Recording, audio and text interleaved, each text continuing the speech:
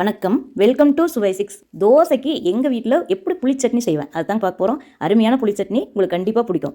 நல்லா ஊற்றிட்டு வெங்காயம், சின்ன வெங்காயம் சேர்த்துக்கலாங்க. பெரிய வெங்காயம் கொஞ்சம் சேர்த்துக்கலாம். பூண்டு சேர்த்துக்கிறோம். பூண்டு வந்து நான் இந்த அளவுக்கு சேர்த்துக்கிறேன். இன்னுமே ஜாஸ்தியாக போட்டாலும் நல்லா தான் இருக்குங்க. ஆனால் அது ஃப்ளேவர் மாறிடும். அதனால் இந்த அளவுக்கு போட்டிங்கன்னா புளி சட்னி பர்ஃபெக்டாக வருங்க. அப்புறம் பெரிய வெங்காயம் கொஞ்சம் போட்டுக்கிறோம். தக்காளி ஒரு 2 தக்காளி 3 தக்காளி அந்த அளவுக்கு சேர்த்துக்கலாம். இப்போ தேவையான அளவுக்கு உப்பு சேர்த்துக்கலாங்க. உளுந்தம்பருப்பு ஒரு ஸ்பூன் சேர்த்தலாம். கடலைப்பருப்பு ஒரு ஸ்பூன் சேர்த்தலாம். அப்புறம் மல்லி சீரகம் கொஞ்சமாக தான் சேர்த்தணுங்க.